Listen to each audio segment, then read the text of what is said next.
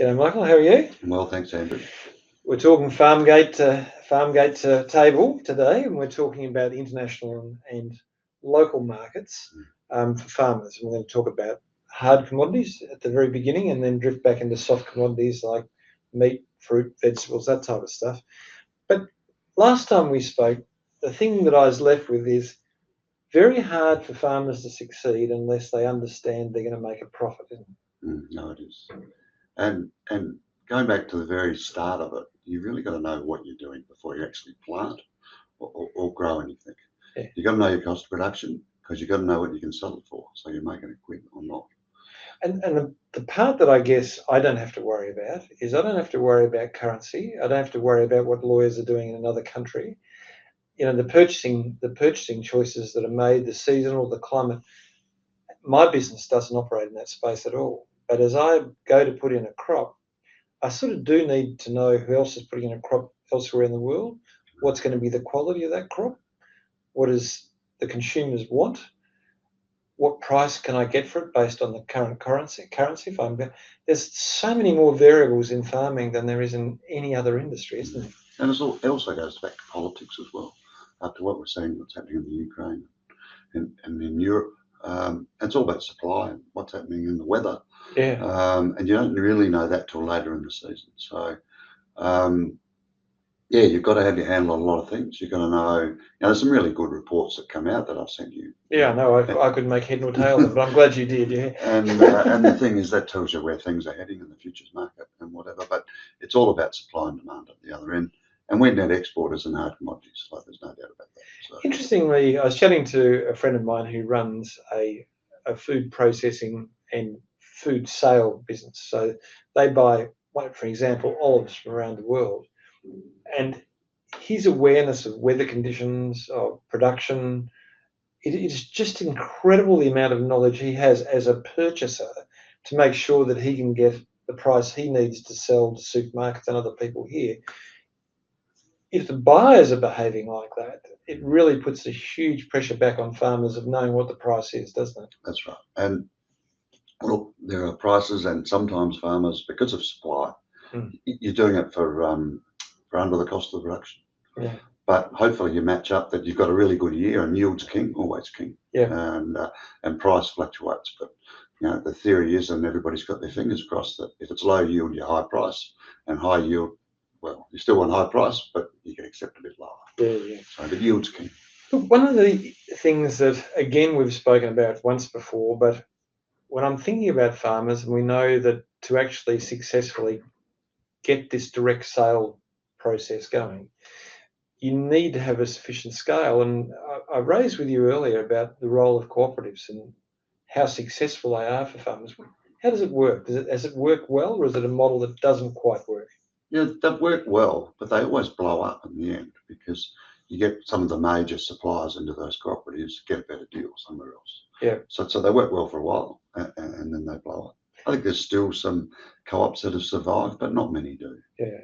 So really, as we break down from you being a farmer to the next stage of logistics to the counterparty, the person who's buying on the other side, a lot of this is, as you're entering into this, is building mature counterparties along the way, and making sure you've got people with trusted political safety in the areas in which they're working. Yeah, that's right, and it goes back to banks like the Rabobank and NAB.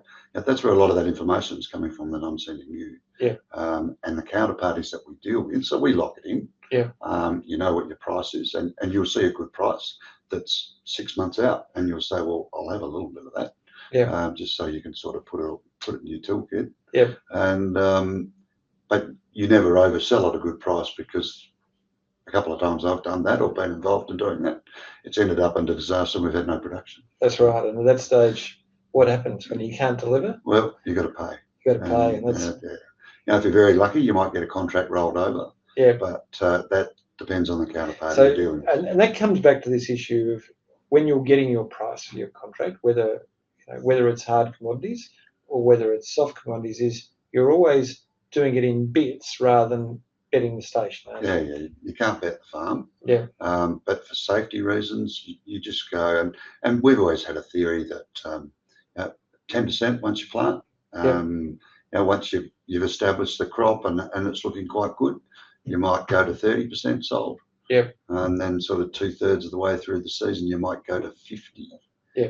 And but then rain can kill you. Yeah, rain can kill you then. So you always have a 30% buffer there. Yep. So because that sort of gives you a bit of leeway based on average pricing and average yield. So let's talk about hard commodities, the grains, pulses, the cottons.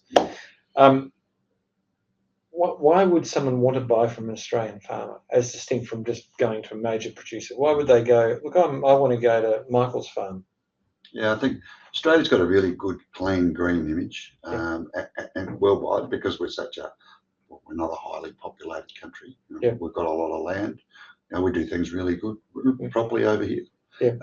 So I think our compliance is getting better all the time, and so we're a trusted. And compliance is not easy, is it? Because every country has their own compliance rules, and although there is some compliance in Australia, there's a lack of clarity about what is clean and green in Australia.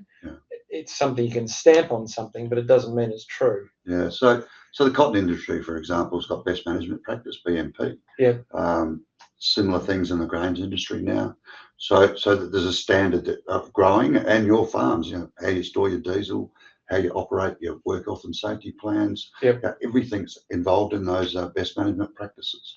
So the really good guys have gone beyond that as well, so that they can stamp that. It still doesn't mean a better price. I go back 30 years ago. They introduced a thing called clip care in the sheep industry, in the wool industry, and growers came out and said, "Well, where's the extra money for it? We're doing extra work." Well, at the end of the day, it wasn't extra money. That guaranteed you a sale. It didn't guarantee you a sale, but it got you in the market. If you didn't have it, you weren't in the market. Yeah, and I think that's where we're going to get. And the difficulty for Australia is, Australia makes its money on its premium quality of what it's doing. And part of that premium quality is an illusion. It is an acceptance that Australia is clean and green, rather than a fact that Australia is clean and green. And I guess for our clients, one of the issues is, how do we get government to actually designate what is clean green, which meets an international standard, which is regular and reliable? Yeah, but I think that's a worldwide problem. Yeah. It's like this regenerative farming push that's going on now. Yeah. There's no real definition of it. And you can go back to, the same words came out in 1731 by a guy called Jethro Tull, not the singer, not them. And it was all about growing a good crop, about wholesome crop. I'm getting mixed up on my words, but it was about the certainty of a crop and how well you left the soil after the crop. So you fast forward to today's, and there's an agronomy practice for nutrient efficiency and everything else. So we've got that sort of mix from the old, and now we've got this new regenerative thing. What are we actually growing to? But it goes back to that best management practice, and to me, regenerative farming is good farming practice. Okay, so we've talked about the contracts, and the contracts are normally industry standards, aren't they? There's not usually different sets of contracts. There are standards that you can get to, and your counterparty, if you have a good counterparty, will actually help provide those. And of course, the contracts for you are definitely, you want to get paid within 14 days from the moment it leaves your shores.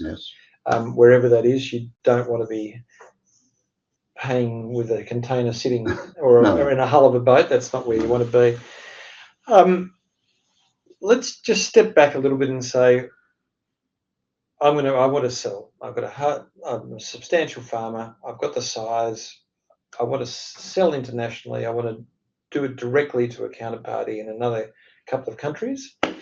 What do I need to be internally? What's the sort of things I need around infrastructure, the things I need around technology, the things I need about general awareness? What do I need to do to be successful? Well, I'll start with awareness first, because when we first met, I was talking about my sort of philosophy in farming, and that's based on people, relationships, respect, and trust.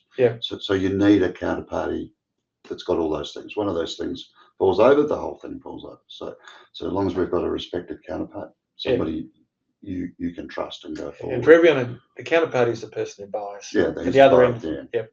So we find somebody we trust, and then we go through that process. But generally, you're still looking to the futures market. You're still trying to lock that price in to a certain degree. To do direct and send the commodity overseas and expect to get an uplift from overseas is wishful thinking. Yep. Because you've lost control of it. You don't know what's happening once it leaves the shore. So really, I'm a fan of locking in the money before it leaves. Yep. And then you know what you've got. To do that, you've got a lot of these contracts go out 2 or 3 years. So you can really, when that market price is in your range where you want to be. This is after you've done all the sensitivity analysis on your yields and your pricing and your cost of production. So you know where you sit, so you know where the price is.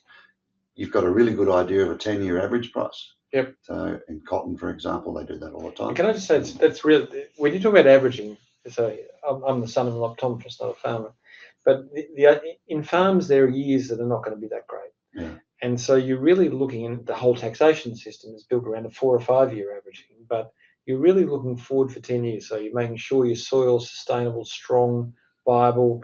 You're making sure that in the best of seasons, you get the best of results. But there's also this bind, isn't it? Because in your great season, when you have high yields, price is not quite as good as in the low yield times. But that's a worldwide phenomenon, not a local phenomenon. That's why that's important to lock in pricing. Yeah. When you see good pricing, I talk about average 10-year average pricing. Probably better to talk 5. It's a bit shorter term, but 10 sort of gives me a better idea. And then what happens then? Then you're not chasing the price that's unachievable. Yeah. Sometimes you lock in your cost of production, you know what it is, but the pricing doesn't match up, never does. Yeah. So you've really got to be realistic about what you're trying to chase here. It makes you like a government, doesn't it? You need a treasurer who can understand inflation. You need to understand what's happening in every other country where competitors are producing the same product as you are. Now, for Australian wheat produces great hard wheat, and therefore it has an opportunity against the not such good wheat that comes out the of red soft wheats out of America and Europe. Yeah, but you've got to know this stuff, and then you've got to be following daily the impacts of weather and the changes in climate that are affecting other people. You've got to look at the price of money. If you're not necessarily hedging, but you need to know what the price of money is, because if you're selling it at a high Australian currency and it drops. No, that's right. It's just another dilemma of the risks that you face. But at the end of the day, you introduce a new risk now, and you think, well, now Europe. Now we're selling commodity into Europe, not as much. We really sell a lot of wheat into Asia. Yeah. That's where it goes. But in Europe now, they've got all these environmental standards that they're ramping up, and they won't take any even byproducts of our grains or our cottons or anything because of it doesn't meet their standards. So it's that's really displayed well in Clarkson Farms about the things they have to go through in Europe to actually get a crop in the ground. Yeah. So I guess I just want to set that out, because when we talk about scale, we're not talking just about physical scale. We're also talking about financial scale. So a capital rich business, not a capital poor business, just to meet the accuracy and precision of even the farming techniques you need to maximize your crop. It's a lot of money that you're going to spend, but then it comes down to technology, doesn't it? Yeah. Making sure that you can get the most out of it. Then it comes down to this awareness of what's happening elsewhere in the world and analysing it, and then understanding all the variables that sit. It's a really hard job being a farmer, I reckon. As I was saying to Michael before we came on, I don't have to do this in my business. My business is selling law, okay? I don't have a price of law that's different overseas. I don't have any of the pressures that a farmer has. And yet many farmers would sit there feeling my job is growing grain or growing cotton or sheep, cattle, whatever I'm doing. But it's just a part, isn't it? No, it's just a very small part. And I think I've been fortunate enough in the roles that I've had that I can sit back and do a lot of reading, and I do a lot of reading anyway.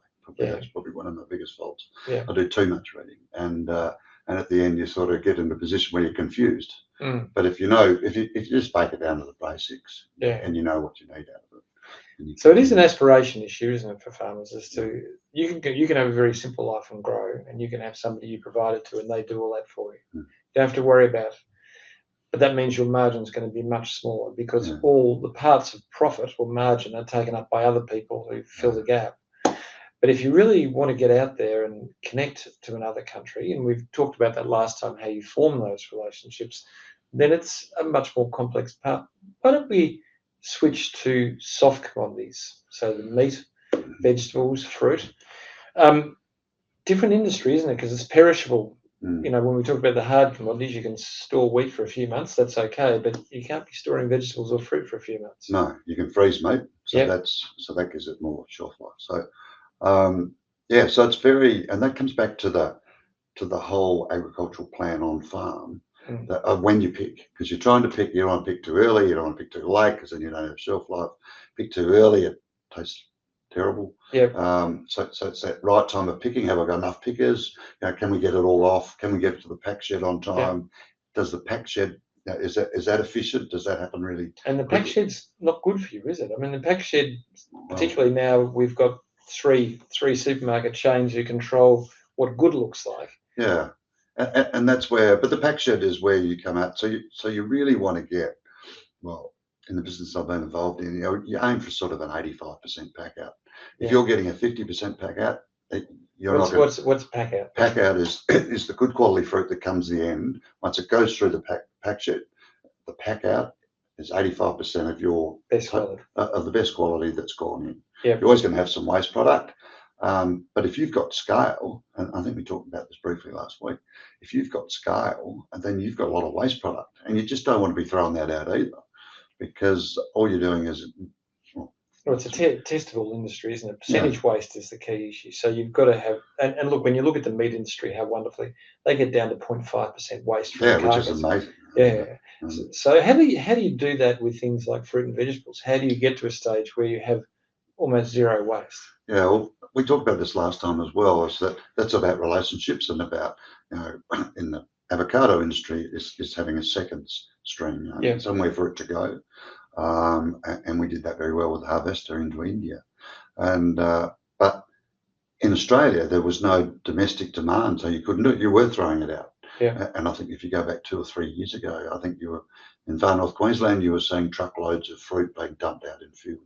Yeah. So and that's very annoying, you know, for the grower. And I remember growing broccolini at one stage, and we were only getting a 50% pack out. I only did it for 1 year. I couldn't. It just didn't work. You know, the sheep in the local district got fed better than we did out of that. So it's really those specifications. Is that changing in Australia though? Is there a? Well, I think it's getting better. Yeah. There's a lot of you know, the big chains were blaming the consumers that they wanted that quality, and the consumers were saying, well, hang on, you know, we don't mind a bit of a bent carrot. It's funny, you know, I usually shop at an IGA. I won't give its name, but it has beautiful fruit. But I sometimes stop at an organic shop where the fruit is actually small and a bit odder shaped, but I seem to pay a lot more when I'm going there. Yeah, organic's a challenge. But it's interesting, isn't it, that a whole lot of people go to this same organic shop and the fruit's doesn't look like the fruit that you buy at Coles, and yet people choose to pay more to go and get it. I remember traveling in the Americas, South and North, back in the 80s, and being in America and seeing this wonderful fruit that looked really fantastic, but tasted awful. And then going to South America, same thing, you know, but it looked good, but it tasted good. Yeah. Not as good as the North American stuff. Yeah, it's interesting. I was in Shanghai with a friend and we ordered some peaches to come in, and I realized at that stage, and they were Australian peaches, that Shanghai got the best peaches in the world. We didn't see the best peaches. They all went overseas, because Chris and I sat down. We ate these things. They looked great, but they tasted out of this world. And I thought, I haven't tasted peaches like that in Australia. So we must export our highest quality, do we? Oh, we do. And I was involved in a growing plums, stone fruit industry. And I used to bring a few samples home. Yeah. And my wife's a teacher, and we used to share with some of her friends. And so this is lovely fruit. I say, enjoy it, because you won't see it in the supermarket shelves, because all the good stuff goes away, because they're prepared to pay for it. And the supermarkets won't. Well, that's true. When I look at the fruit growers who've been our clients, they use the supermarkets for cash flow Well, that's right. because there's no profit in it. It's just cash flow. Yeah, and you've got to once you start picking, that's the business time of the year for you. Yeah. You got to pay your debts, Yeah. and then you've got to move forward and put it away for next year. So it's just a big revolving circle. Tell me about building brand. So you're a farmer, you're in the soft commodities. You do have a real opportunity in soft commodities to build a much closer relationship at a slightly smaller scale with a buyer. It could even be hotels in some states. How do you build that brand into an international brand? I think of Cape Grim as my favourite sort of story because everywhere I travel for fun, I see if they've got Cape Grim, and they do. Almost always have Cape Grim meat. How do you get that brand somewhere else? Well, we started with the plums, and we didn't actually have our own brand, but we managed to convince people that we could put a stamp on the box that actually had our name on it and where we were situated. Yeah. So it's all about once people get familiar with your product and they like your product and they know that the quality is always good, that they see the box with the lid, they've got your sort of tag on it, and they just grab it. Yeah. But if it's just an also round box, they'll take the lid off, they'll chuck half of it out, and you get paid for half. And the other half, you don't know what happens to it. No doubt it gets sold, but we don't get told. You don't get told. Because what's happening, that's overseas. So brand, but that's part of brand is how you package, and the quality. But how do you actually get to a market to prove that quality? Because clearly Cape Grim, when they went to Singapore, got into burnt ends, and the restaurants there that specialised in meat was an Australian guy. So they built a specific wedge in where they actually built specific relationships with key people who are selling premium meat. Well, I can understand that story, but how do you normally do it?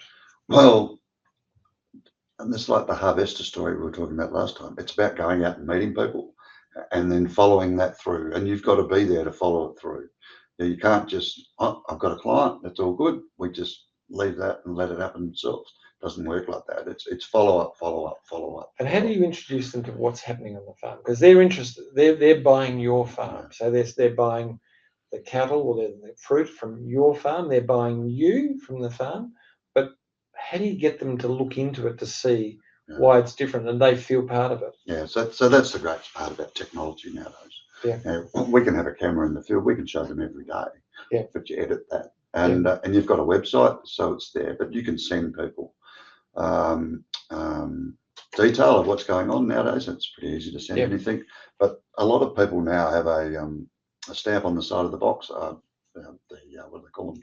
Q code. Q code, and they go into that, and that'll take them to the farm and show them what the farm's doing. Yeah. And people love that, in particular in Asia. Well, I think everywhere they love it. Yeah, I think that provenance issues are, like I'm a wine drinker, and so and it shows. But one of the things I learned when I first started drinking wine 45 years ago, and my dad used to buy wine as well, is my father used to explain where things came from. And he said, you've got to understand the soil, son. He said, it doesn't matter what you like. It doesn't matter what the brand says, but you've got to know where the soil is. He said, if you know where the soil is, you know nothing about what's grown.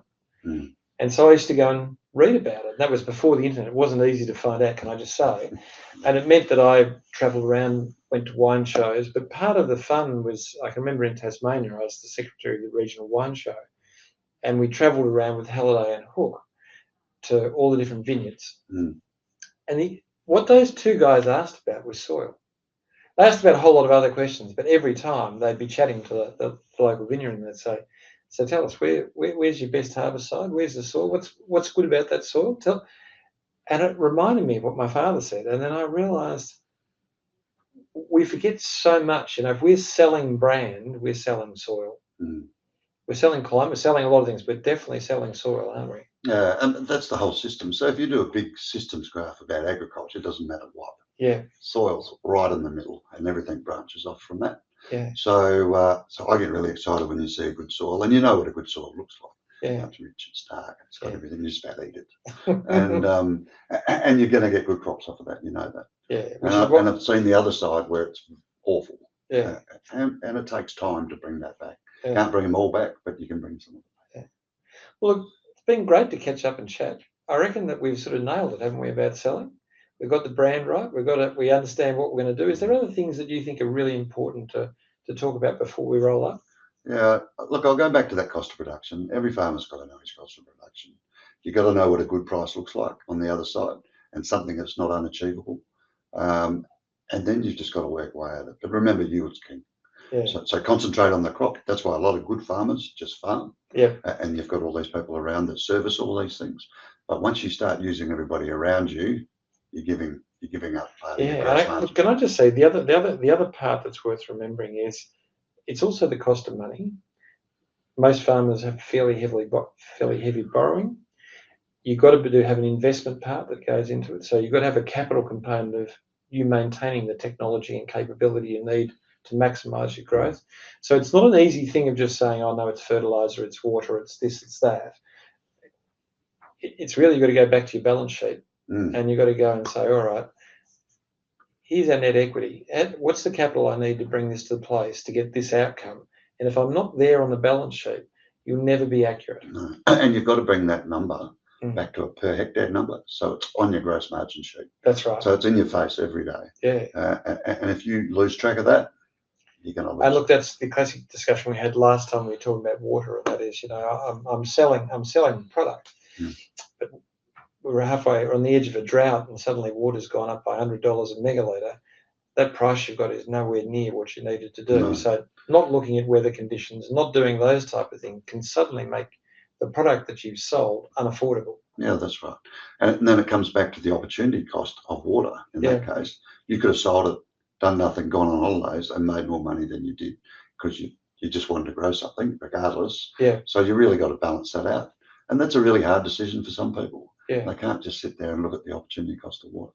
Yeah. And I've been there, don't worry about that. Yeah. But and that's the trouble in sometimes, once you get in soft commodities and you've got long-term contracts and commitments, things can change in a couple of years. But if you've got a 5-year contract and you don't account for the cost of water within that, you're still stuck to grow it because you're committed to grow it. That's right. You're stuck and you're losing money every year just by growing. Yeah, yeah. So to console yourself, you can come back to a 5-year average. Yeah. So you might have 4 good years out of 5. Yeah. Or you might have 3 really good years out of 5. The 5-year average, you've got to stick with it if you're good at growing that commodity. Yeah. You're not going to win all the time. It'd be nice if you think you could, but it's a shit business, isn't it? God, if someone said to me, you've got to have 1 bad year for every 5, I'd be there going, how do I tell the staff I'm not employing them? What do I do? You've got to be invested in farming to really understand that. I think. Yeah. And that's agriculture. All right. Well, thank you very much, Michael. We'll be back here next month. It'll be the Christmas edition. Yeah. Sounds good. Thanks, Andrew. Thanks very much. See you later. Bye-bye. Cheers. Bye-bye.